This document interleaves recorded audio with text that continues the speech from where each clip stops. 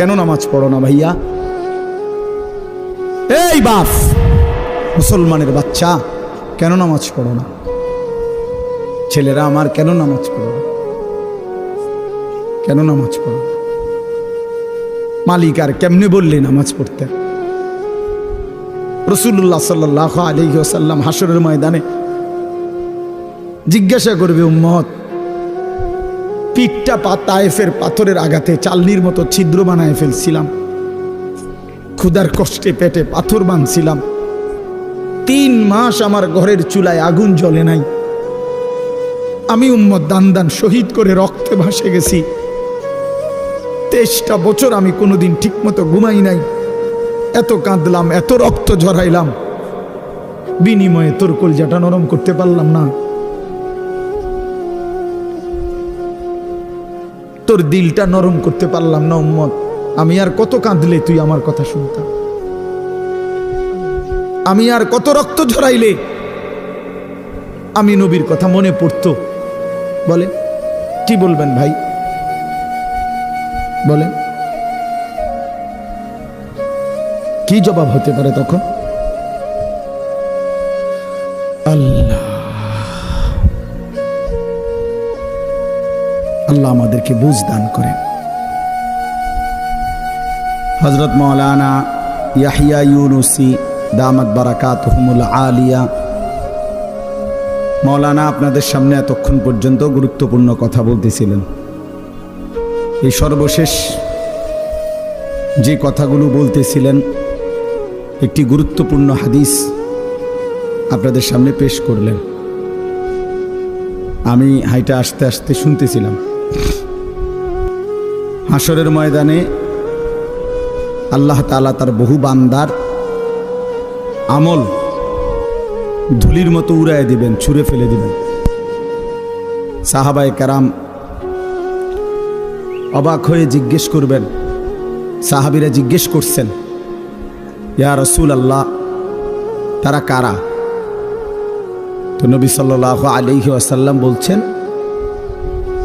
প্রকাশ্যে তো তারা তোমাদেরই ভাই, তোমাদের সাথেই নেক আমল করত, কিন্তু যখন একাকী গোপনে, ওয়ালাকিন ইদা খালাউ বিমাহারিমিল্লাহ ইনতাহাকুহা, একাকী যখন কোনো গুনাহ নাফরমানি হারাম কাজ করার সুযোগ পেত, তো একাকী হওয়ার কারণে করে ফেলত। মনে মনে ভাবতো যে কেউ দেখে না, কেউ শুনে নাই, কেউ দেখে নাই, রাতের অন্ধকার, গোপন জায়গা, একাকী। তো এই কারণে আল্লাহর নাফরমানি করত। আর মানুষের সামনে বেশভূষা ধরত বুজুর্গি, মানুষের সামনে একদম ফরহেজগার, একাকী আল্লাহর নাফরমান। তো রাসূলুল্লাহ সাল্লাল্লাহু আলাইহি ওয়াসাল্লাম বলেন, এমন ব্যক্তির আমলগুলো আল্লাহ তাআলা ছুঁড়ে মারবে, ধুলির মতো উড়িয়ে দেবেন। এটা মাওলানা বলতেছিলেন আপনাদেরকে। এজন্য এটা মনে রাখা চাই, মুসলমান মানে এই কথা দিলের মধ্যে ইয়াকিন রাখতে হবে। 24 ঘন্টা হার হালাতে, সকল অবস্থায় আল্লাহ আমাকে দেখে। কি বলেন? আল্লাহ আমাকে দেখে।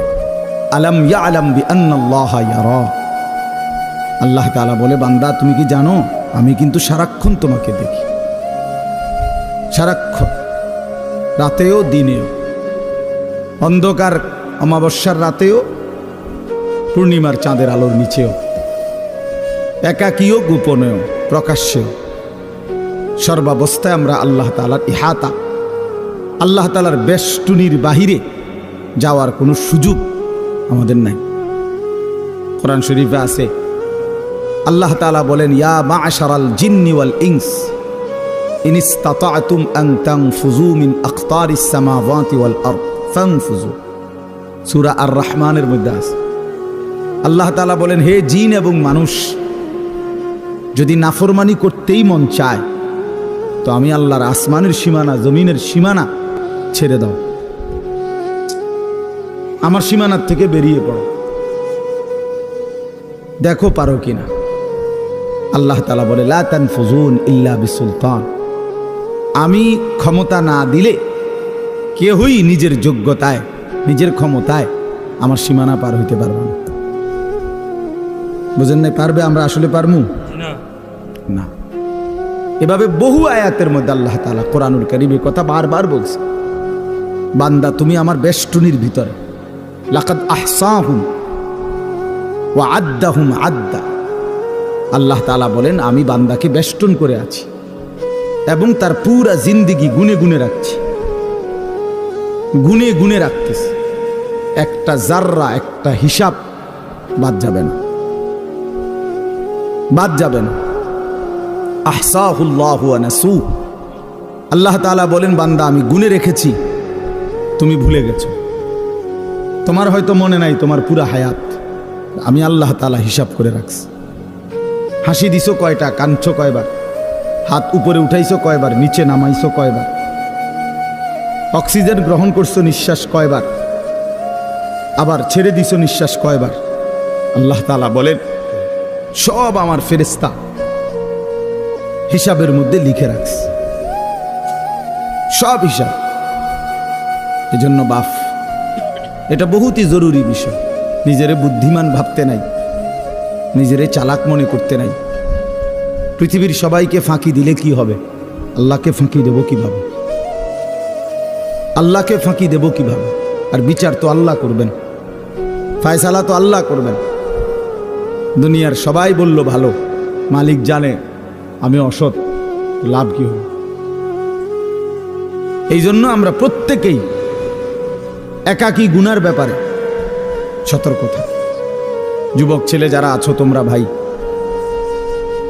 এটা তোমাদের মধ্যে বেশি দোস্ত। রাতের আধারে তুমি মনে করো কেউ দেখে না, এই জন্য তুমি সারা রাত মোবাইলের মধ্যে নাচ গান ছবি দেখো। দোস্ত আমার, মনে রাখো যে মালিকের চোখ দিয়ে দেখতেছো সে মালিক তোমারে দেখে। যার হাত দিয়ে মোবাইল চালাচ্ছ তিনি কিন্তু দেখেন, তিনি দেখেন। ওয়াকাফা বিদুনুবি ইবাদিহি খাবীরাম বাসীরা। আল্লাহ তাআলা বলেন আমার বান্দার সমস্ত গুনার হিসাব রাখার জন্য আমি আল্লাহ একাই যথেষ্ট, আমি একাই যথেষ্ট। তুমি দেখবা আমি আল্লাহ তাআলার কাছে হাসরের ময়দানে যখন তোমার আমলনামা দেয়া হবে, নিজ চোখে তুমি দেখবা লা ইউগাদিরু সগীরাতান ওয়ালা কাবীরাতান ইল্লা আহসাহা। আল্লাহ তাআলা বলেন বান্দা নিজেই বলবে আল্লাহ ছোট কিংবা বড় আমার জীবনের কোনো কিছুই তো এই হিসাবের খাতার থেকে বাদ দেয় নাই, সবই তো উঠায় ফেলছে। কারে দিয়া লেখাইলে? একটা বিন্দু, একটা নিঃশ্বাস, একটা হাসি কান্না, ভালো মন্দ কিছুই তো বাদ দেয় না। এইভাবে নিখুঁত আমলনামা তৈরি করছে ফেরেশতা। এই ডান কাঁধে বাম কাঁধের ফেরেশতা এক সেকেন্ডের জন্য বিশ্রাম করে না। ফেরেশতার কোনো বিশ্রাম নেই, ফেরেশতার কোনো ক্লান্তি নেই। সৃষ্টিগতভাবেই তারা এমন। ফেরেশতা আল্লাহর হুকুমের বিরোধিতা করতেই পারে না, ফেরেশতা আল্লাহর হুকুমের অবাধ্য হইতেই পারে না, সিস্টেমে নেই।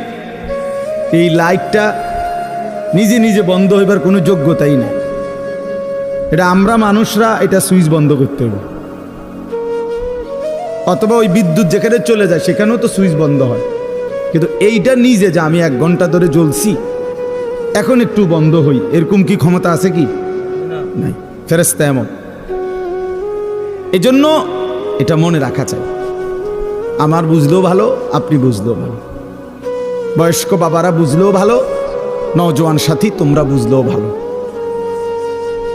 নিজেকে কোনোভাবেই চালাক মনে করতে নেই। আল্লাহ তাআলা বলেন বান্দা তুমি তোমারে বুদ্ধিমান ভাইব না। বুদ্ধিমান কোনো নাফরমান বুদ্ধিমান হয় না, খোদার কসম।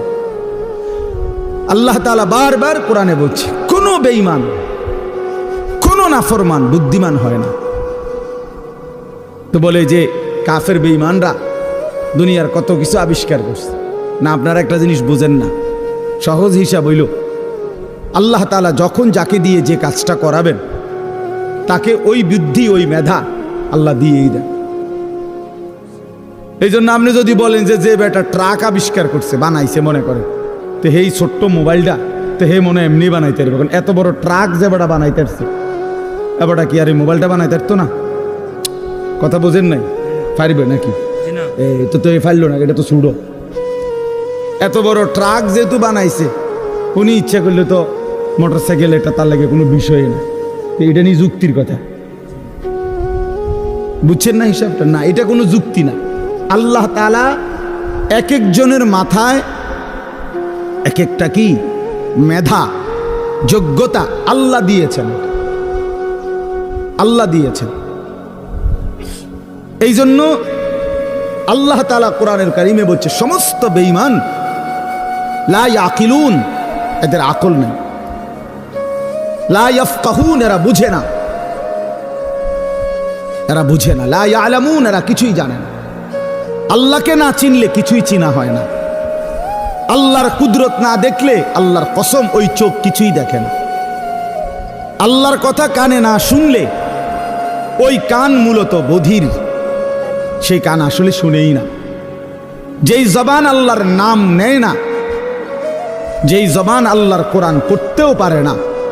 আমি তো সবসময় বলি, মুসলমান যে ব্যক্তি আল্লাহর জিকির করে না অথবা আল্লাহর কোরআন দেখে দেখেও সহি শুদ্ধ কোরআন শরীফ সাইয়া সাইয়াও পড়তে পারে না, এই লোকটা মূলত বোবা। এ আসলে কথাই জানে না। এ বাকি যেগুলো বলে বেহুদা বলে। জবান যিনি দিছেন, যার দেওয়া জবান তার নামই নিতে পারে না, তার কালামই পড়তে পারে না, তুমি তো আসলে কিছুই জানো না। এই জন্য কোরআন শরীফ আল্লাহ বলছে সমস্ত বেঈমানের দিল আছে কিন্তু বোঝে না, সমস্ত বেঈমানের কান আছে কিন্তু শুনে না, সমস্ত বেঈমানের চোখ আছে কিন্তু দেখে না।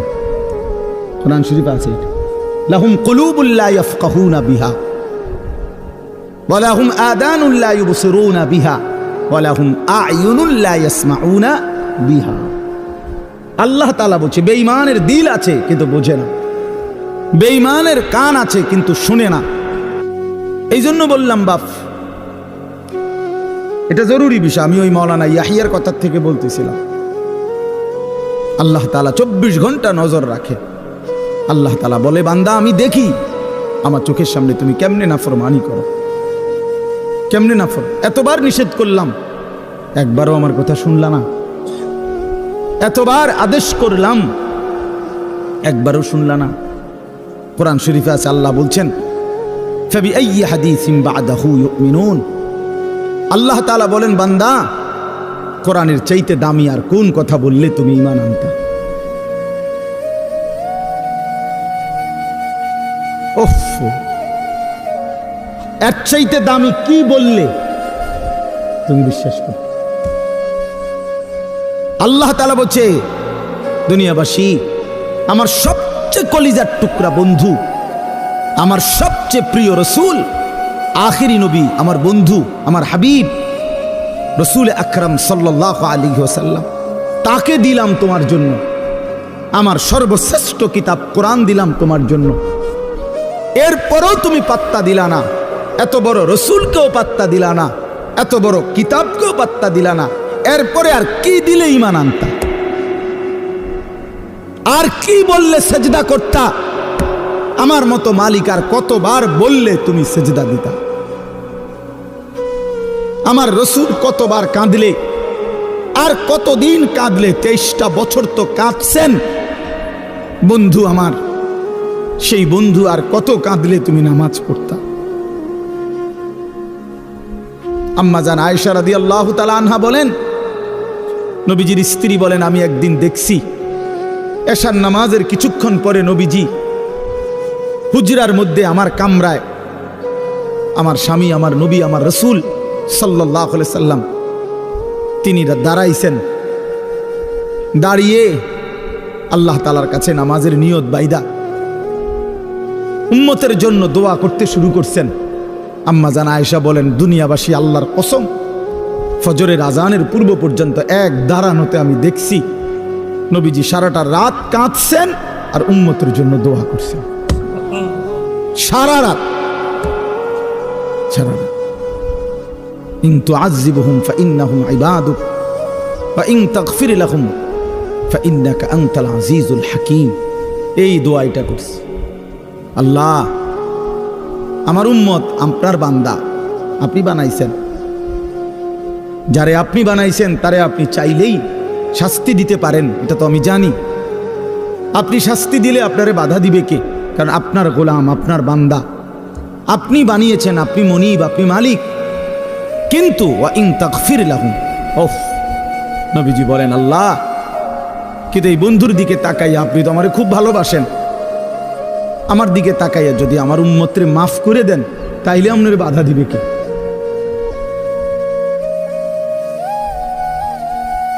আপনি মাফ করে দিলে আপনারা তো কেউ কিছু বলতে পারবে না, এই ক্ষমতা তো কারো নাই। আপনি তো চাইলে মাফই করে দিতে পারেন, তো দেন না মাফ করে। এইভাবে কাঁদছেন মিয়া সাহেব, এইভাবে কাঁদছেন। রাতেও মনে পড়ে না, দিনেও মনে পড়ে না, বছরের পর বছর, দিনের পর দিন, কোনো দিন আল্লাহর কথা মনে পড়ে না, রাসূলুল্লাহ সাল্লাল্লাহু আলাইহি সাল্লামের সুন্নাতের অনুসরণ করা মনে করে না। কেমনে পার হইবেন বাপ? হ্যাঁ, এত বছর দাড়ি কাইটা আখেরাতে পার হইবেন কেমনে? 30 বছর সুদ খাইয়া আখেরাতে পার হইবেন কেমনে? হ্যাঁ, কোনো দিন ফজরের নামাজ পড়েন না, আখেরাতে পার হইবেন কেমনে? আপনার বিবি কোনোদিনও পর্দা করে না, এই বোন পার হবে কেমনে? 30 বছর ধরে প্রতিদিন আপনার ঘরে রঙিন টেলিভিশন চলে, আপনার বিবি বাচ্চারা নাচ গান নর্তকীর ছবি নাটক সিনেমা দেখে, মুক্তি পাইবেন কেমনে বাবা? বলেন, সবাই বলেন, ফিকির করেন, ভেবে দেখেন। কি বুঝাই দিবেন আল্লাহকে, কি বুঝাই দিবেন রাসূলুল্লাহ সাল্লাল্লাহু আলাইহি সাল্লাম? নবীজি কিছুই জিজ্ঞেস করবে না? কি মনে করেন আপনারা এমনি সবাই সুপারিশ করবে মানে কি? কিছুই জিজ্ঞাইতো না, কোনো কাগজপত্র কিছুই দেখবে না নাকি? কথা বলেন না তো। তাইলে রাসূলুল্লাহ সাল্লাল্লাহু আলাইহি সাল্লাম সুপারিশ করবে মানে কি? মানে কোনো কথা নাই, শুধু আপনি গিয়ে দাঁড়াইবেন আর আপনারা ব্যস্ত বুঝ দিয়ে লাগবে নাকি? তো তাইলে হিসাব করলো কেন? ডান কাদের বাম কাদের ফেরেশতা লিখলো কেন? আমলনামা তৈরি হলো কেন? মিজানের পাল্লায় ওজন হবে কেন? হাসরের ময়দান, বিচারের ময়দান বলা হলো কেন? বুঝেন নাই কথা? তো এজন্য এটা অনুভব করা উচিত। রাসূলুল্লাহ সাল্লাল্লাহু আলাইহি সাল্লাম সরাসরি তাফসিরে আছে, আমরা পড়ছি বাবা। আল্লাহ তাআলা যেদিন নবীকে বলছেন, বন্ধু আপনার সামনে আমি আপনার উম্মতের আমলনামা খুলব, এই কথা নবী যখন শুনছেন, আল্লাহ নবী সাল্লাল্লাহু আলাইহি সাল্লাম অঝরে কাঁদছেন। কেন কাঁদছেন? মুহাদ্দিসিনে কেরাম বলে, নবীজি চিন্তা করছে, ভাবতেছিলেন, হায় আমার উম্মতের আমলনামা যদি আমার সামনে খোলে আর আমি যদি দেখি পৃষ্ঠার পর পৃষ্ঠা গুনাহ নাফরমানি, আমি সেই চেহারা আমার মালিকের সামনে কেমনে দেখাবো? আমি কেমনে বলবো সর্বশ্রেষ্ঠ নবীর উম্মত এমন নাফরমান কেমনে হয়? বুঝেন নাই? এই জন্য বিষয়টারে এত তামসা মনে করেন না। রাসূলুল্লাহ সাল্লাল্লাহু আলাইহি সাল্লামের ভালোবাসা আপনি জায়গা থেকে আপনি বুঝে নিয়েন।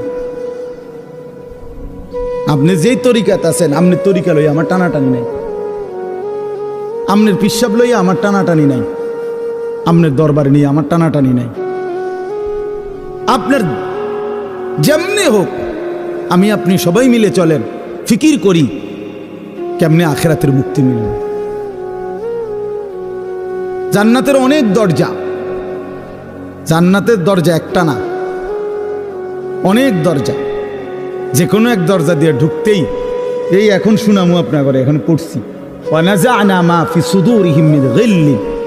আল্লাহ বলেন আমার যতগুলো বান্দাকে আমি জান্নাত দেব, ঢুকবার আগেই আমি তাদের কলিজা থেকে চিরদিনের জন্য হিংসা, বিদ্বেষ, রাগ, ক্ষোভ, ক্রোধ সরাই দেব। ইখওয়ানান, সবাইরে ভাই ভাই বানায় দেব। আলা সুরুরিম মুতাকাবিলিন, সমস্ত জান্নাতি পরস্পর পরস্পরের মুখোমুখি হয়ে আনন্দ আর ফুর্তিতে মজে থাকবে।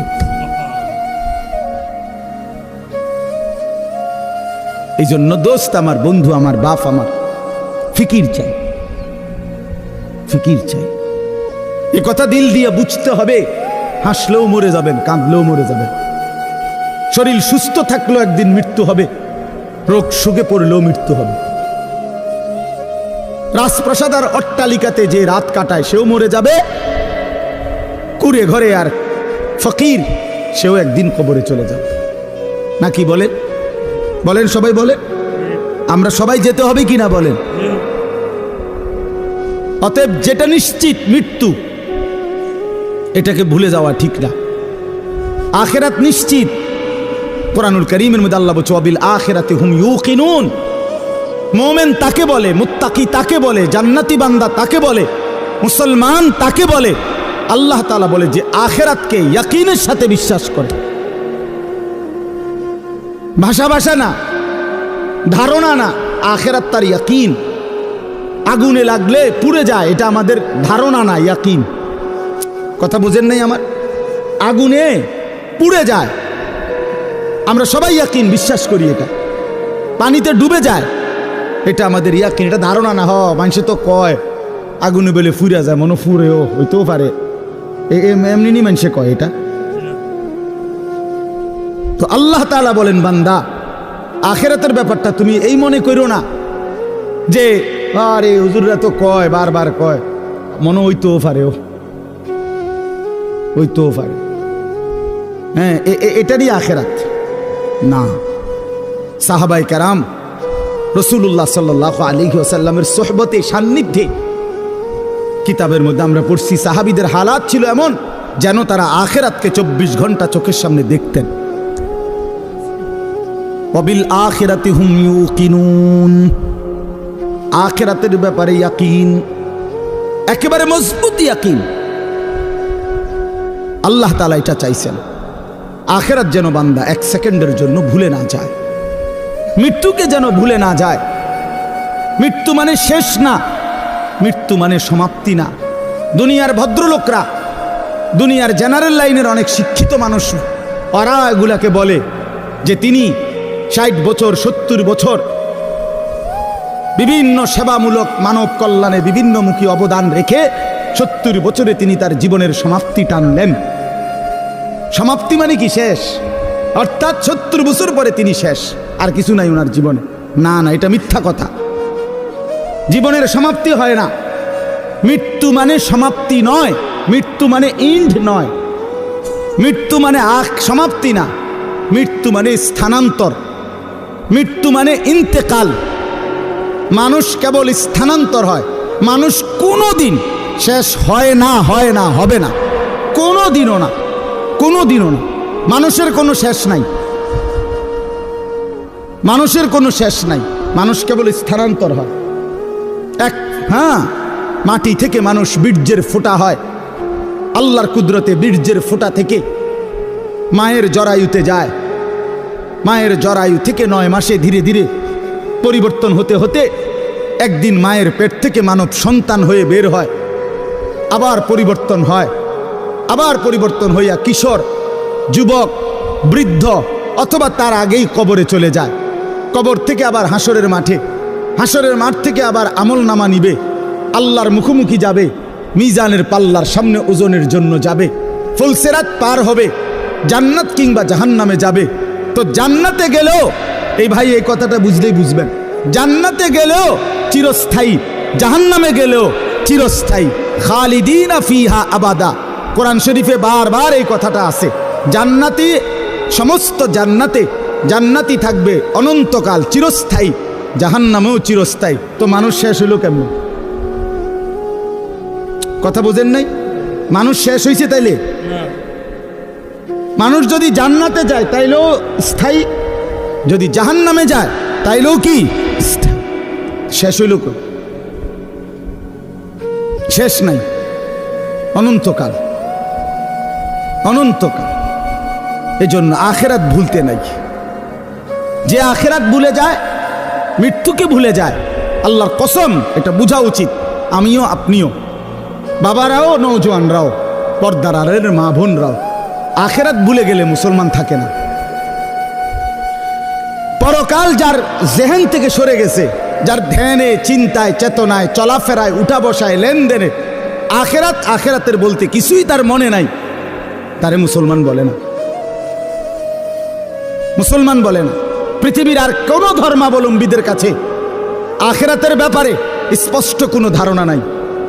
হিন্দু ধর্মের অনুসারী যারা, তারা মনে করে মৃত্যুর পরে মানুষ আবার পুনর্জন্ম হয়। জন্মান্তর হিন্দু ধর্মের একটা গুরুত্বপূর্ণ বিশ্বাস তাদের। আবার পুনরায় জন্ম হয়।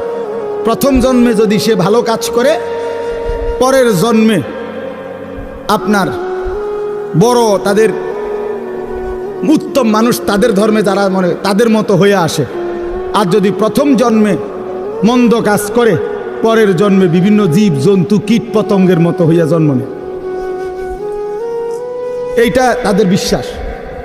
ইয়াহুদি ধর্ম যারা, ইয়াহুদি, ওই যে ইসরায়েলের যে কুত্তারা মুসলমান মারে, ওই বেঈমানদের আকীদা হইল পরকালে যদি বিচার হয়ও, তাইলে আমাদের সর্বোচ্চ 40 দিন আমরা মুসা আলাইহিস সালামের কথা শুনি নাই, এই জন্য হয়তো 40 দিনে হালকা কিছু ফিটা টিটা দিতে পারে, এর বেশি দিবে না কাউরে। 41 দিনের দিন সব স্বর্গে চলে যাবে। হ্যাঁ হ্যাঁ, এটা কোরআন শরীফে আছে। এটা এইভাবে খ্রিস্টানদের আকীদা হইল, এই যে সারা পৃথিবীর যত খ্রিস্টান ইউরোপের, তাদের কথা হইল আমরা পৃথিবীতে যত অপরাধই করি না কেন, আমাদের পরকালের সমস্ত অপরাধ মোচন করে আমাদেরকে স্বর্গে নিয়ে যাওয়ার জন্য আমাদের যেই ঈসা আল্লাহর পুত্র নাউজুবিল্লাহ, উনি রেডি হয়েছেন, উনি সমস্ত পাপ নিজের কাঁধে তুলে নিয়ে আমাদেরকে স্বর্গে দিয়ে দেবেন। পাগলের কি পরিমাণ মাথা খারাপ! আমার এক হুজুরে বলতেন, আরে প্রথম মাথা খারাপ হইলে কয় পাগল, এরপরে আবার মাথা খারাপ হইলে কি করবে হেরে, তখন বলবে আর যে পাগলের মাথা খারাপ।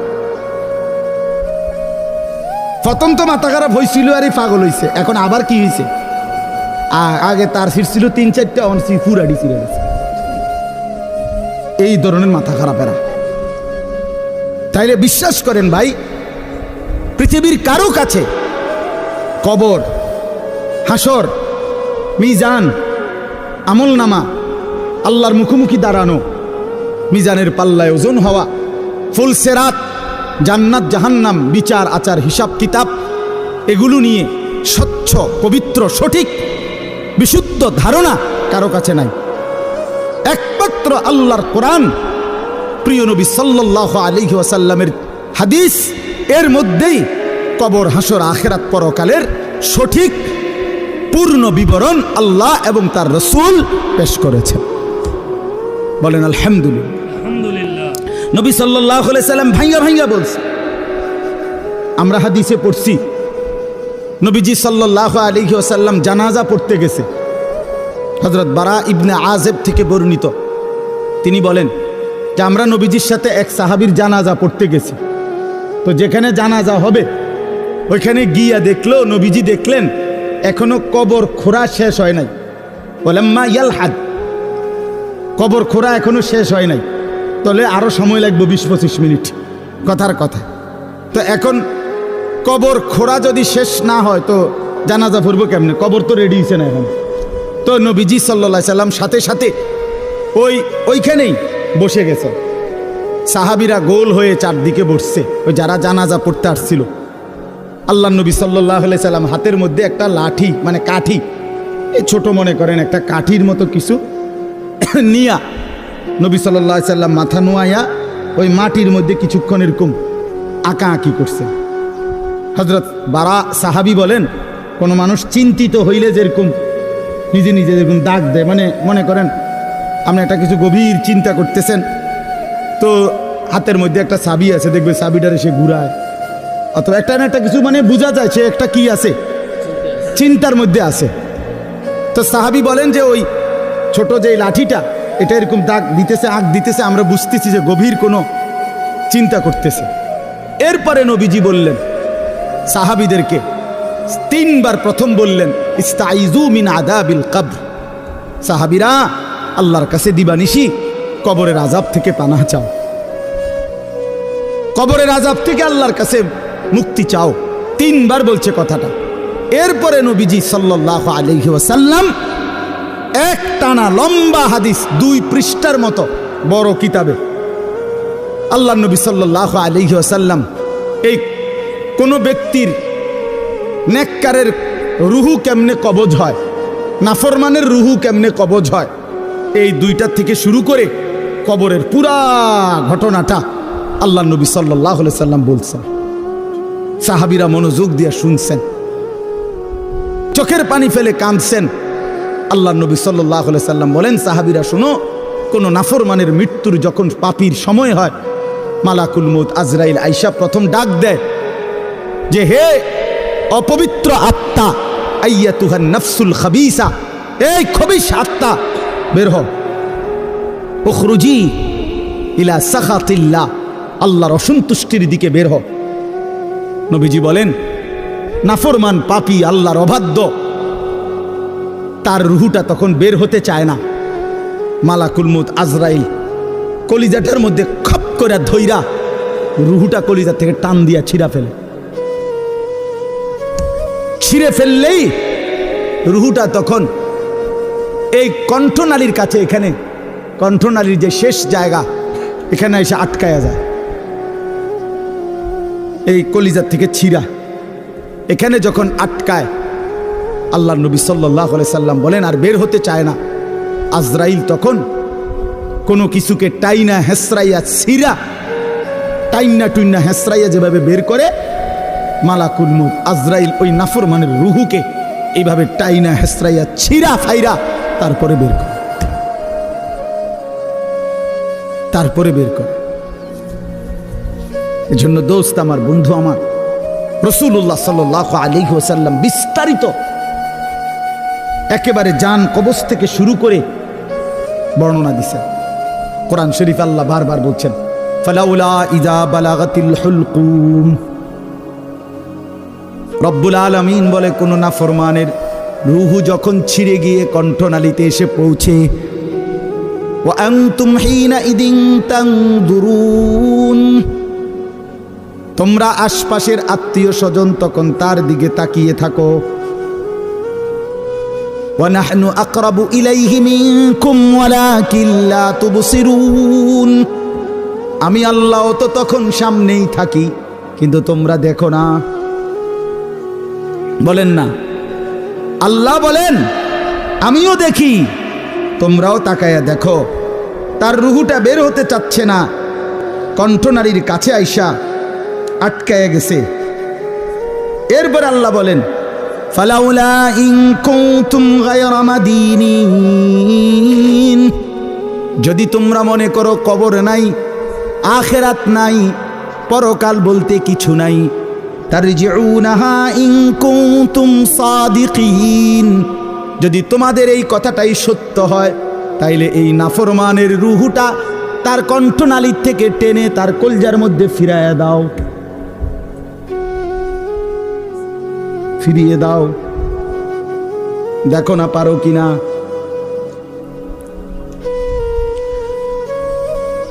তাহলে বলে সম্ভব তখন, মানে কেউ পারবে তো তখন নাকি? কোরআন শরীফের জন্য আছে, আল্লাহ বলছে আউলা লাকা ফাআউলা সুম্মা আউলা লাকা ফাআউলা।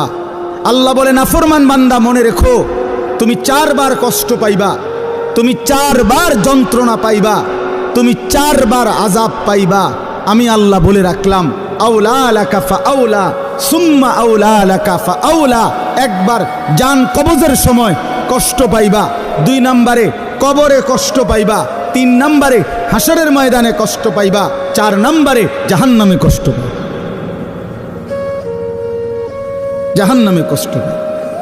এই জন্য ভাই আমি আপনাদের কাছে এবার আসেন, যে এই আয়াতগুলো পড়ছি, এই আর অল্প একটু সময়, এই আয়াতগুলো রাতের 11:30 বাজে, চিন্তা করেন বাইরে, এরপরও মানুষ কথা বলে। কি আকল, কি দেমাগ, এরা থামবে কখন? চিন্তা করে, মানুষের বিবেক রাতের 11:30 বাজে গেছে, এরপরও বাহিরে কিছু মানুষ, আরে বাবা আপনি ঘুমাইলেই তো ভালো।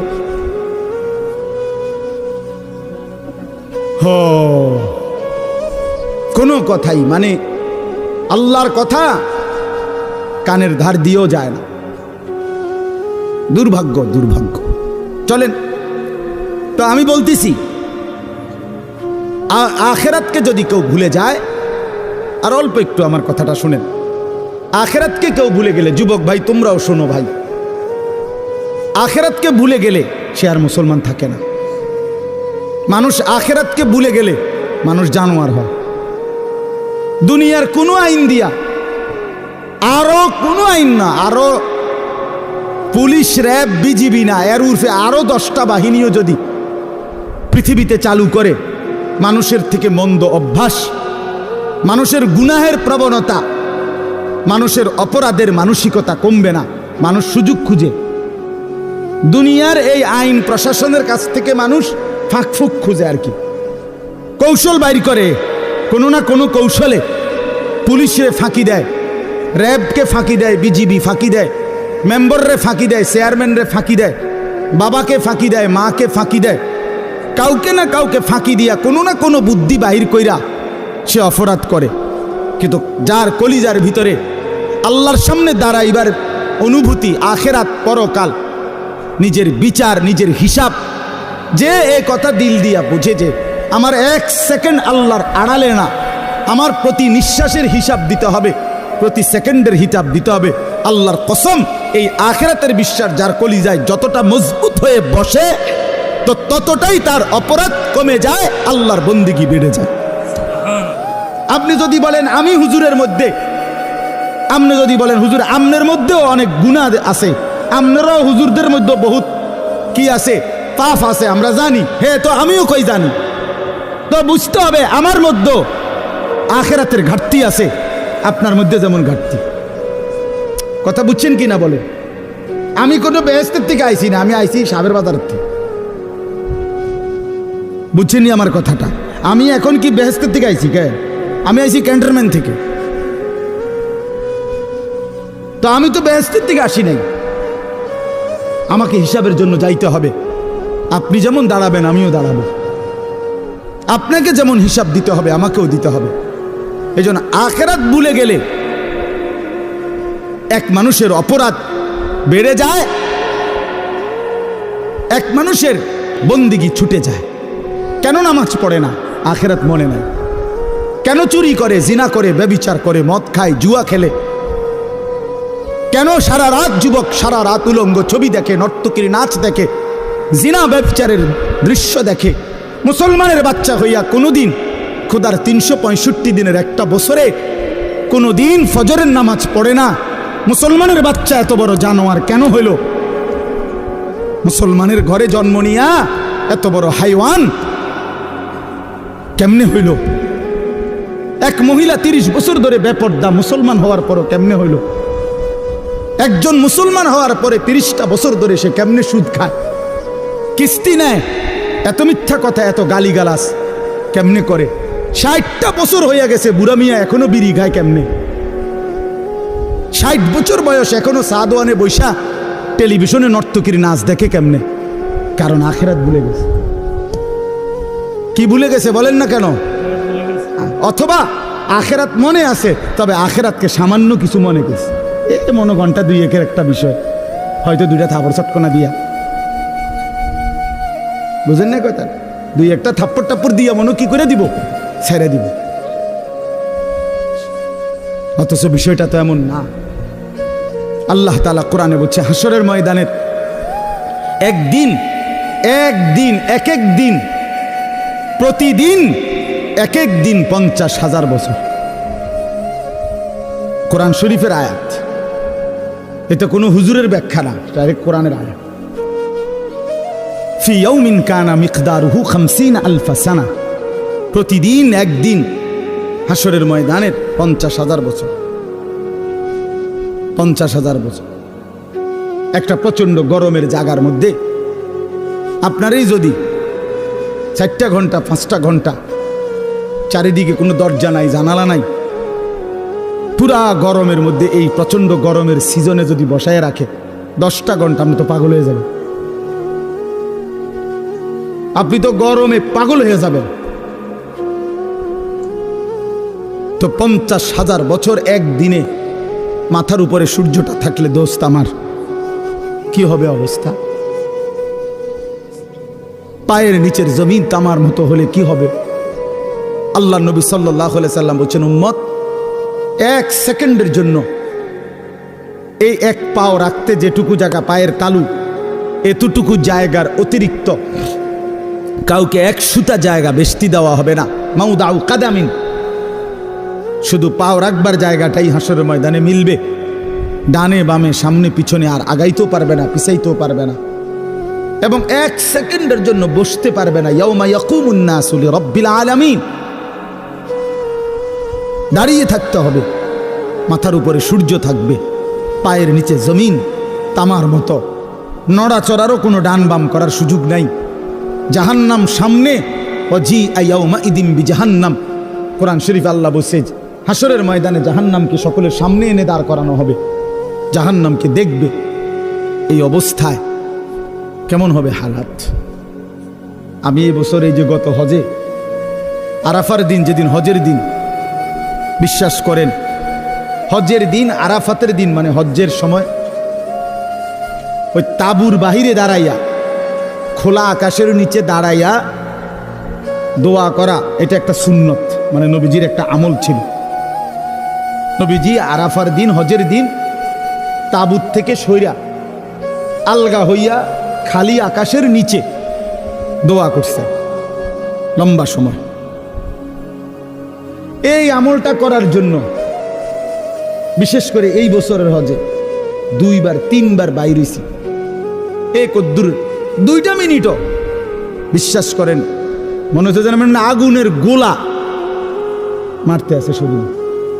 গরম কাহাকে বলে, একেবারে পুড়ে গেছে পাউডার পুরা। আমি বাড়িতে আসার পরও তো প্রায় 15-20 দিন আমার হাতের কোনো সুদ আসিল না, এত গরম ছিল এবছর।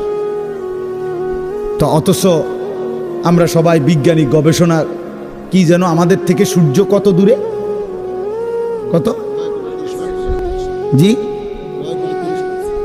আচ্ছা এই ধরেন না যে দূর দূরে, এই 2,86,000 কণ আর 30 লক্ষ মাইল দূরে কণ, যাই বলেন অনেক দূরে কিনা বলেন না, এই লক্ষ লক্ষ মাইল দূরে সূর্যের তাপে যদি এই অবস্থা হয়, তো মাথার উপরের সূর্যের কি অবস্থা হবে? কেন নামাজ পড়ো না ভাইয়া?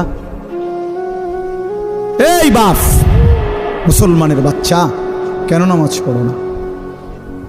ছেলেরা আমার কেন নামাজ পড়ো না? কেন নামাজ পড়ো না? মালিক আর কেমনে বললে নামাজ পড়তে?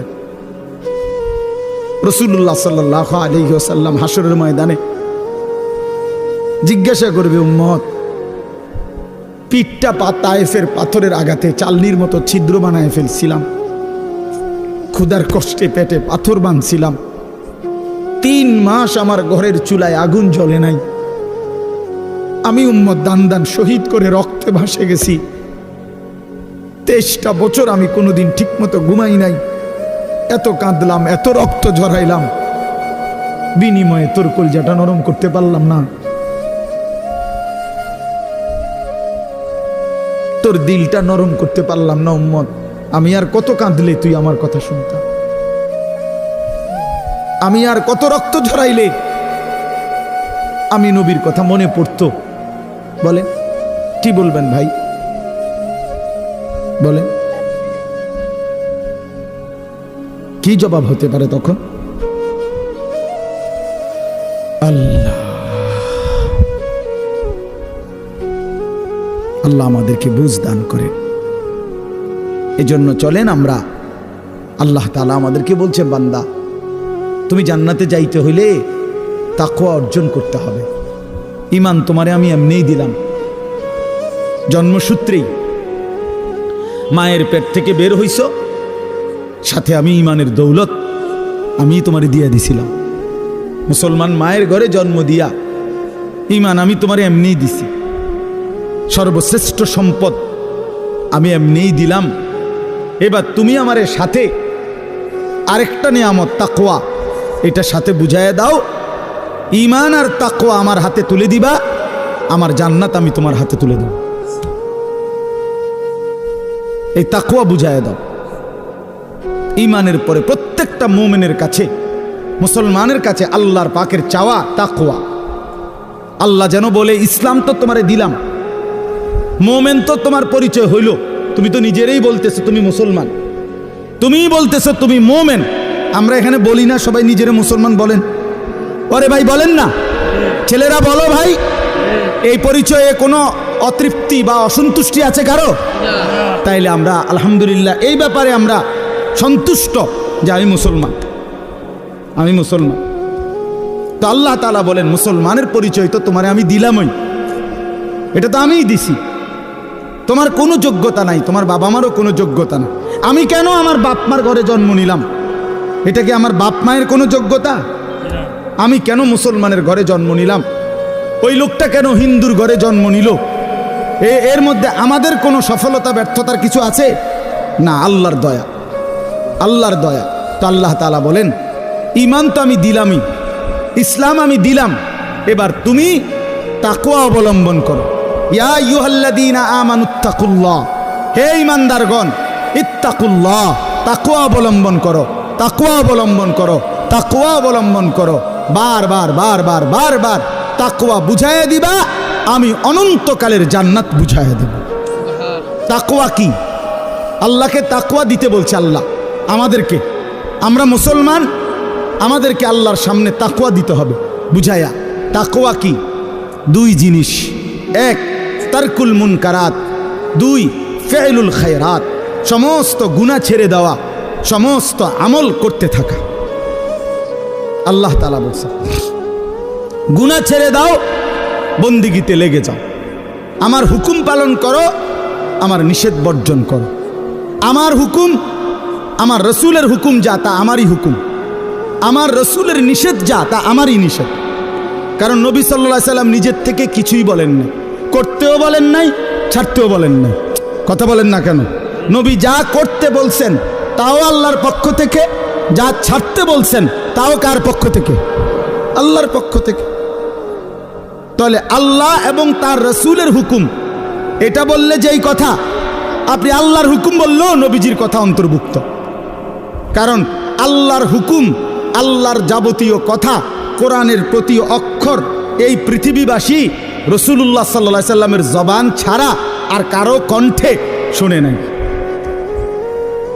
কথা বলেন, কোরআন শরীফের একটি অক্ষরও পৃথিবীবাসী অন্য কারো মুখ দিয়া প্রথম শুনে নাই। প্রতিটা শব্দ কোরআন শুনছে কার জবান দিয়া? রাসূলুল্লাহ সাল্লাল্লাহু আলাইহি সাল্লামের জবান দিয়া। নাজিল তো করছেন আল্লাহ, কিন্তু পুরা 30 পারা কোরআন আল্লাহ নবীজির সিনাত নাজিল করছে। এরপরে বলছেন আমনে কোন, আমনে কোন, তো নবীজি শুনাইছেন। এজন্য আল্লাহ তাআলা বলেন, বান্দা গুনাহ ছেড়ে দাও, নেক আমলে লেগে যাও। তাহলে তাকওয়া বলে গুনাহ বর্জন কর। বাফ কষ্ট হইতেছে আমি জানি, রাত হয়ে গেছে, আমি শেষ করতে চাচ্ছি। আমি আপনাদেরকে বুঝাই, আবারও বলি, মনে কষ্ট নিয়েন না। কোনো মুসলমান নামাজ পড়ে, সে নামাজি। কোনো মুসলমান রোজা রাখে, সে রোজাদার। কোনো মুসলমান হজ করছে, সে হাজি সাহেব। এগুলো ঠিক আছে, কিন্তু কোনো মুসলমান দিনদার, কোনো মুসলমান ফরহেজগার, কোনো মুসলমান আল্লাহওয়ালা, এইটা বলতে হইলে শুধু নামাজ, শুধু রোজা, শুধু যাকাত, শুধু জিকির যথেষ্ট নয়, বরং পুরা দিন মানা জরুরি।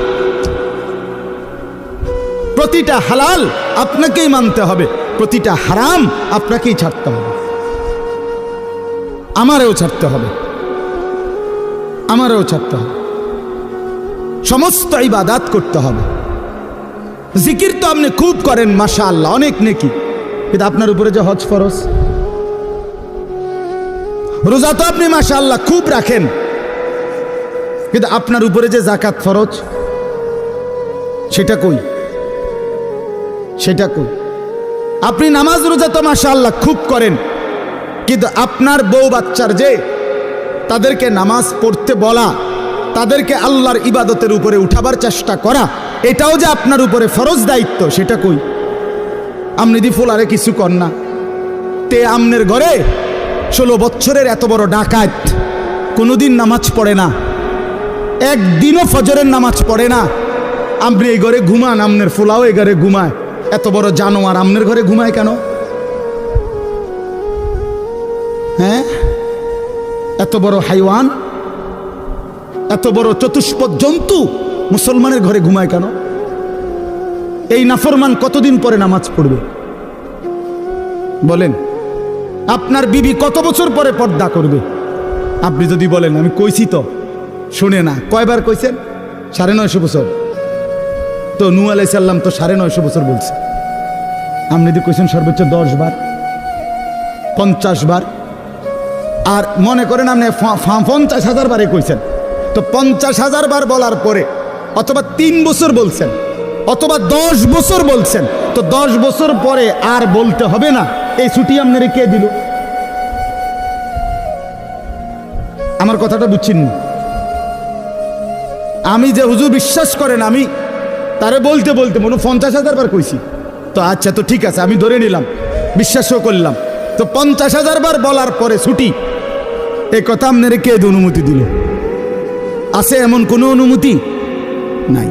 এই জন্য বাবাদেরকে বলি, সন্তানের, স্ত্রীর, ঘরের মানুষ যারা আপনার ছেলে মেয়ে বউ বাচ্চা, এদের ঈমানের ফিকির, আখিরাতের ফিকির, নামাজের ফিকির, ইবাদতের ফিকির, আল্লাহর কসম এটা হলো আপনার প্রথম প্রধান মূল দায়িত্ব। ভাত মাছ চাল ডাল, ঘর সংসার ফার্নিচার, বিদেশ কিংবা দেশ, চাকরি কিংবা ব্যবসা, দোকান কিংবা ভিট, ক্ষেত কিংবা খামার, এগুলোর ব্যবস্থা পারলে করলেন, না পারলে যদি না করতে পারেন, আল্লাহর কসম আখিরাতে কোনো জবাব দিতে হবে না। আপনার ছেলে মেয়ের জন্য যদি আপনি বিল্ডিং করে দিতে না পারেন, খাট বানায় দিতে না পারেন, তারে যদি আপনি বিদেশ না পাঠাইতে পারেন, এর জন্য হাসরে আপনি আটকাবেন না। কিন্তু তারে কেন নামাজ পড়তে বললেন না, সেজদা দিতে বললেন না, পর্দা করতে বললেন না, তারে কেন গুনাহ ছাড়াইতে চেষ্টা করলেন না, তারে কেন টেলিভিশন মোবাইল নাটক সিনেমার থেকে বাঁচাইতে চেষ্টা করলেন না, এই জন্য আপনি আল্লাহর কাছে জবাবদিহি করতে হবে। এই আমরা আমাদের চেষ্টা করলাম আপনার ঘরে বুঝায় করার জন্য। তো আল্লাহ তাআলা বলেন, বান্দা তাকওয়া বুঝায় দাও, আমার জান্নাত বুঝে নাও। গুনাহ ছেড়ে দিলে বলে হুজুর আমি সব পারমু কিনা, আপনি সব পারবেন কিনা, সব বলতে আপনি কয়টা বুঝছেন? আপনি জানেননি মোট শরীয়তের বিধান, বলে যে শরীয়তের বিধান হইল করণীয় হইল মোট 30টা, বর্জনীয় হইল মোট 28টা। এরকম আপনি শুরু না করবেন, আপনি শুরু করবেন, আপনি যাবেন আল্লাহর হুকুম মানার জন্য, আপনি আগাবেন 1 কদম, রব্বে করিম রহমত নিয়ে আসবেন 100 কদম।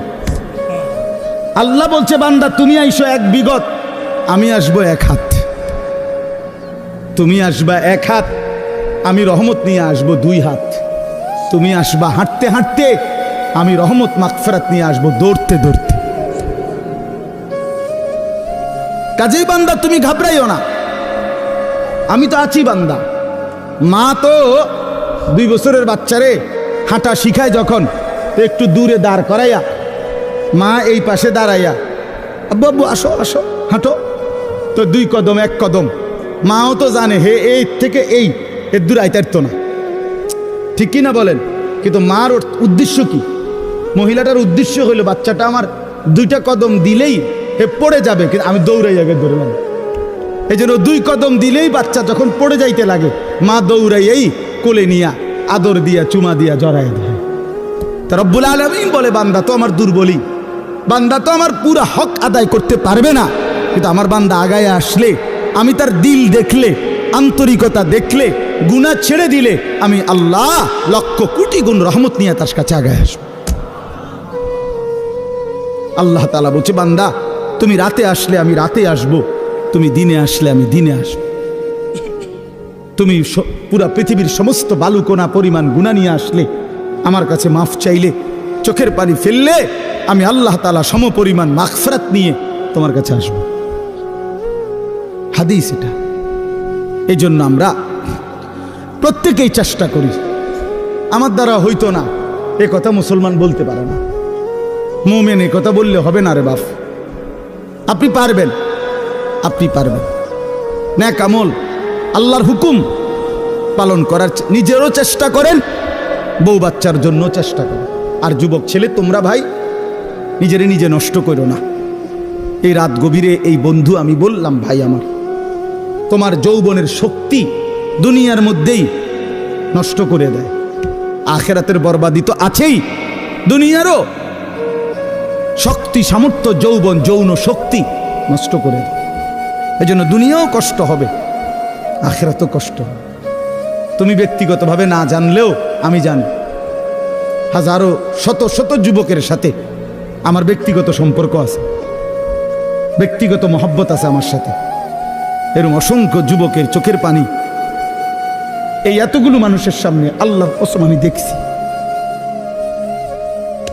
তুমি জানো না, নষ্ট নারী, নষ্ট ছবি দেখতে দেখতে নিজের শরীর সক্ষমতা কি পরিমাণ নষ্ট করে ফেলছে।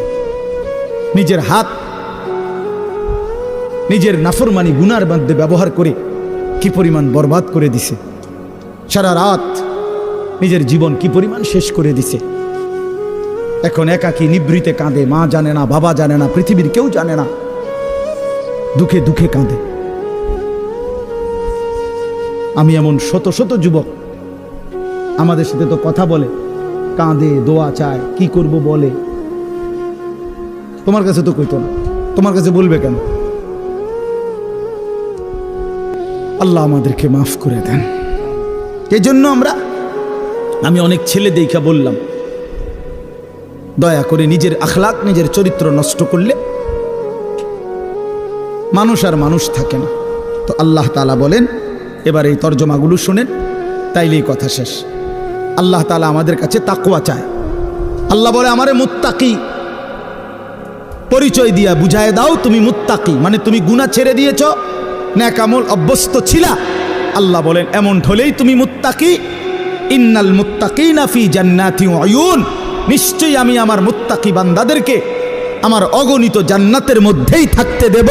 ওয়া উয়ুন, এবং ঝর্ণা ধারা বেষ্টিত, নহর দ্বারা বেষ্টিত আমি আল্লাহ তাআলা জান্নাতেই তাদেরকে রাখতে দেব। সুবহানাল্লাহ। শর্ত হইল গুনাহমুক্ত জীবন, আল্লাহর বন্দিগিওয়ালা জীবন দেখাইতে হবে। জান্নাতে আল্লাহ বলেন, ফি জান্নাত, আমার অগণিত জান্নাতে থাকবা। অয়ুন, ঝর্ণা ধারা বেষ্টিত জান্নাত। এটা একটা সুন্দর কথা। মানে জান্নাতের মধ্যে 24 ঘন্টা আল্লাহ তাআলা জান্নাতি বান্দার জন্য 4টা নহর চালু রাখবেন। একটা হলো দুধের নহর, পানির নহর, মধুর নহর, মদের নহর। দুধের নদী, পানির নদী, মধুর নদী, মদের নদী। দুনিয়ার মদ না, জান্নাতের মদ। এই 4টা 24 ঘন্টা থাকবে। থাকবে যে বিষয়টা এমন না যে মনে করেন এখানে 4টা ড্রামের মধ্যে বা 4টা টাঙ্কির মধ্যে এই 4 ধরনের দুধ, মধু, মদ, পানি আছে। তো আমগরে বলে দিছে যে আমি তোমাদের উপরে সন্তুষ্ট, তোমাদের যখনই মন চায় এখান থেকে দুধ, মধু, মদ, পানি যেটা মন চায় এটা খাইবা। মনে করেন জান্নাতে বলল, তো এইটা অর্থ না। এটা যদি হয় তাহলে তো একটা সমস্যা আছে এখানে। ও যে পিছনের যে বেটা, তারা এখান থেকে মধু নিতে হইলে, দুধ নিতে হইলে তো হেন থেকে হাইটে আইতে হবে, এনে আইতে হবে না হাইটটা, তো এত দূর হাইটতে পাঠার কষ্ট হবে। তো জান্নাতি বান্দা বলবে, আল্লাহ আপনি আমারে এত দূর হাঁটাইলেন, তো আর আমার জান্নাত কি দিলেন? আমরা তো আমার কষ্টই দিলেন কদ্দূর। সুবহানাল্লাহ। তাফসীরের মধ্যে জন্য লিখছে, জান্নাতি বান্দা যখন জান্নাতে যেখানেই থাকবে, দাঁড়ানো, বসা, শোয়া, হাঁটতে থাকুক, ডান দিকে থাকুক, বাম দিকে থাকুক, সামনে থাকুক, পিছনে থাকুক, যেখানেই থাকুক, 24 ঘন্টা তার পাশে এই 4টা নহর, নদী, ঝর্ণা বইতে থাকবে। তুমি হাইটতে যাইতে হবে না এক কদম, তোমার লগেই থাকবে। একসাথে। এইটারে কয় উয়ুন জান্নাতিন তাজরি মিন তাহতিহাল আনহার, এইটার অর্থ এটা। সারাক্ষণ সারাক্ষণ আল্লাহ আমাদেরকে তৌফিক দান করেন। মালিক তো জান্নাত বান্দাদের জন্যই বানাইছে, মুসলমানদের জন্যই বানাইছে। তো আমরা তো মুসলমান, আমরা আল্লাহর কাছে জান্নাত চাইতে পারি না? কথা বলেন না, চাইতে পারি আমরা? আলহামদুলিল্লাহ।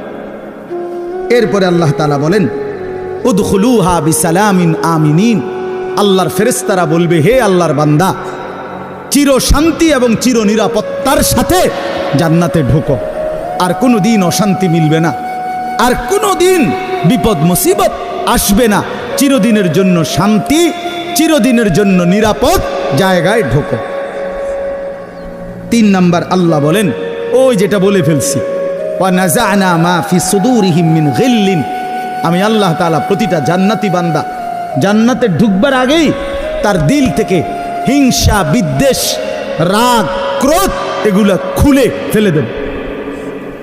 ইখওয়ানান আলা সুরুরিম মুতাকাবিলিন, পরস্পর জান্নাতি বান্দা ভাই ভাই হবে। আরো মজার বিষয় এখানে বলছে, সকলেই যখন যে অবস্থায় থাকুক, দাঁড়াইয়া থাকুক, বসে থাকুক, শুয়ে থাকুক, 1 সেকেন্ডের জন্য জান্নাতি কেউ কারো পিছনে হবে না। বুঝছেন না? এই ভাই তো আপনার পিছনে, মনে করেন জান্নাতে আছে কিন্তু ওটা পিছনে পড়ে গেছে, আপনারা পিছনে ওনারা সামনে, হোক না যা, মনে করেন পুরোটাই এসি ঠিক আছে কিন্তু আপনি তো পিছনে। তো আল্লাহ তাআলা বলছে এমন হবে না। আপনারা এখন পিছনে পিছনে না, একজনের পিছনে একজন, তো মনে করেন এটা পুরোটাই জান্নাত কিন্তু এবারটা তো ফিসে পড়ে গেছে।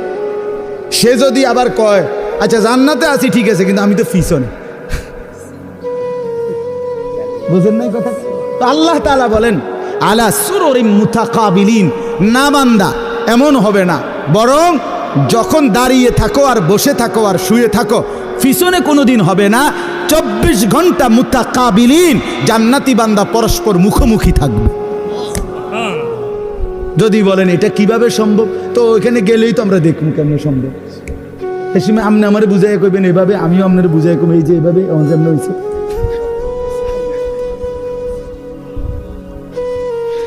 লা ইয়ামাসসুহুম ফিহা নাসাবুন, রব্বুল আলামিন বলে 1,00,000 কোটি বছরে জান্নাতীর কোনো দিন কোনো ক্লান্তি আসবে না। দুনিয়ায় দুঃখেও মানুষের ক্লান্ত হয়, আবার সুখেও ক্লান্ত হয়, হাসতে হাসতেও কাহিল হয়ে যায়, কানতে কানতেও কাহিল হয়ে যায়, খেলতে খেলতেও দুর্বল হয়ে যায়, হয় না? অনেকক্ষণ ধরে খেলতেছে তো এখন কি লাগতেছে? কাহিল লাগতেছে। তো হাসতে হাসতেও কাহিল হয়, কানতে কানতেও কাহিল হয়। আল্লাহ বলেন জান্নাতি বান্দা যত সুখের মধ্যেই থাকুক না কেন, 24 ঘন্টা কখনোই কোনো ক্লান্তি আসবে না। ওমা হুম মিনহা বিমুখরাজিন, রব্বুল আলামিন বলেন কোনো দিন 1,00,000 কোটি বছরে জান্নাতি বান্দাকে 1 সেকেন্ডের জন্য জান্নাত থেকে বের করা হবে না, কোনো দিন বাহির হবে না, অনন্তকালের জন্য থাকবে। এবার শেষ কথা বন্ধু, নব্বি এই বাদি আন্নি আনাল গফুরুর রহিম। রব্বুল আলামিন বলেন এমন সুন্দর এমন সুখের জান্নাত আমি আল্লাহ বর্ণনা দেওয়ার পরে বন্ধু ও নবী আপনাকে বলছি, কোন উম্মত যদি আপনার বলে আল্লাহ আমি তো শুনেছি জান্নাতের কথা, যেতেও মন চায়, কিন্তু এই পরিমাণ গুনার নাফরমানি করেছি রব্বুল আলামিন, যার কারণে গুনাহ তো অনেক বেশি, জান্নাতের আশাই করতে পারি না। আল্লাহ বলেন বন্ধু আপনি আমার সেই বান্দাদেরকে বলে দেন আন্নি আনাল গফুরুর রহিম, যত 1,00,000 কোটি গুনাহ হোক না কেন ছেড়ে দিয়ে তওবা করে চোখের পানি ফেলে যদি আমি আল্লাহর দিকে ফিরে আসে, আমি আল্লাহ ওয়াদা দিলাম আসমান ছোঁয়া গুনাহ হলেও আমি আল্লাহ গফুর, আমি নিশ্চিত মাফ করে দেব। জান্নাতে যেতে চাও, অনেক গুনাহ, আল্লাহ বলে বান্দা ঘাবড়াইও না, তুমি যদি ফিরে আসো, আগের গুনাহ ছেড়ে দাও, চোখের পানি ফেলে মাফ চাও, আর করবা না ওয়াদা দাও, তো আমি 90 বছরের গুনাহ একসাথে 1 সেকেন্ডে মাফ করে দেব। 7 আসমান উঁচা গুনাহ মাফ করে দেব। তবে শর্ত হলো আসবা কিনা বলো, ফিরবা কিনা বলো, আগের গুলো ছাড়বা কিনা বলো। বিড়ি খাইতে খাইতে আস্তাগফিরুল্লাহ কইলে হইতো না। কথা বোঝেন নাই?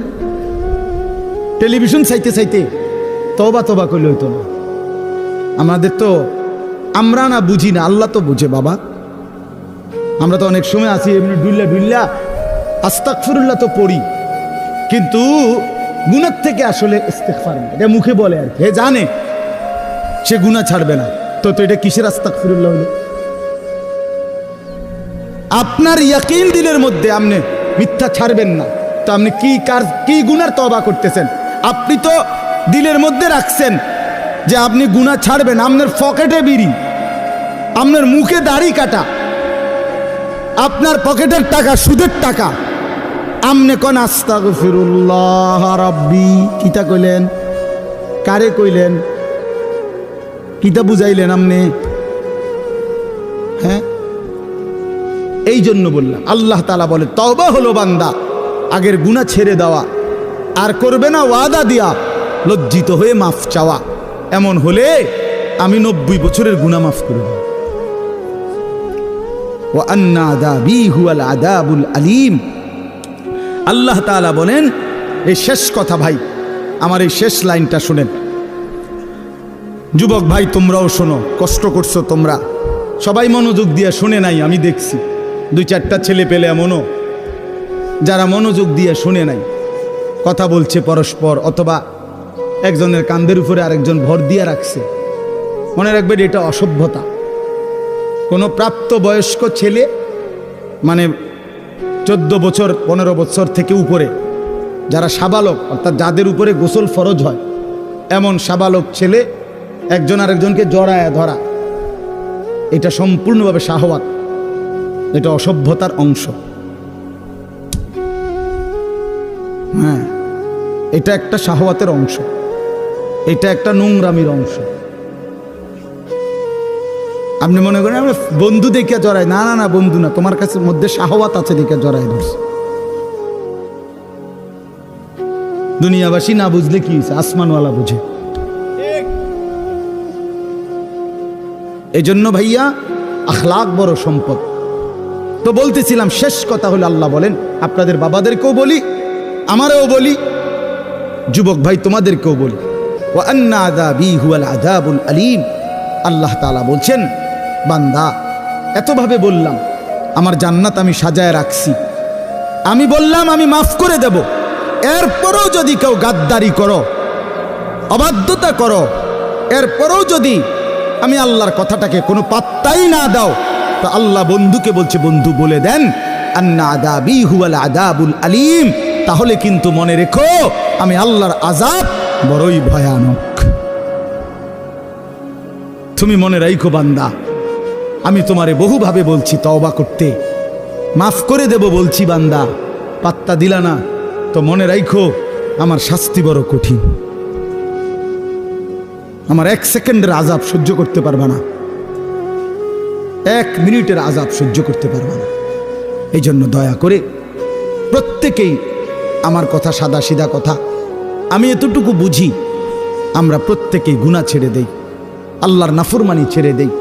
মাঝ বয়সী বাবারা যারা আছেন, হালাল রোজগার করেন, হারাম ছাড়েন, হারাম ছাড়েন, ছেলে মেয়েকে দ্বীন শেখান, নিজেরা আখলাক সুন্দর করেন।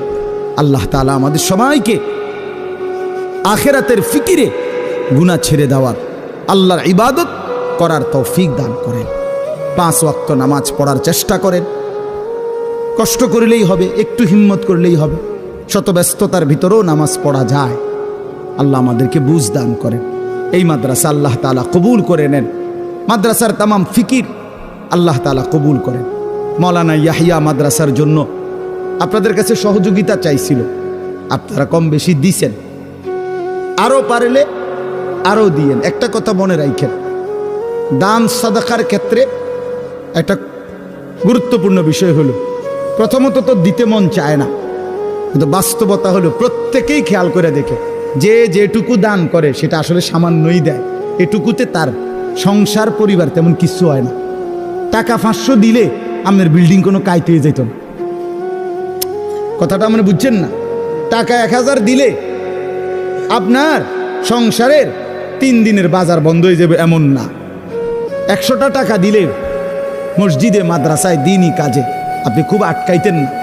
দান মানুষ অল্পই করে, কিন্তু হাসরের ময়দানে এর পুরস্কার দেখলে, বিনিময় দেখলে কলিজা ফেটে মরে যাবে যে হায় কি করলাম, যদি আরো কিছু টাকা দিতাম। সংসার তো চলেই, সংসার তো কোনো না কোনোভাবে চলে। মানুষ শত ব্যস্ততা অভাবের ভিতরেও বন্ধু বান্ধবরে কিছু খাওয়াইলে কিছু টাকা তো কমে যায়, কিন্তু এরপরও জোড়াতালি দিয়া সংসার চলে যায়। তো আল্লাহর রাস্তায় দান করার বিষয়টা হলো এই, প্রথম তো দিতে মন চায় না, একটু কষ্ট করে দিয়া ফেললে আখিরাতে অনেক বড় সওয়াব মিলবে। এই জন্য নিয়মিত মসজিদ মাদ্রাসায় দেওয়ার চেষ্টা করবেন। আল্লাহ তাআলা আপনাদের সবাইকে তৌফিক দান করেন।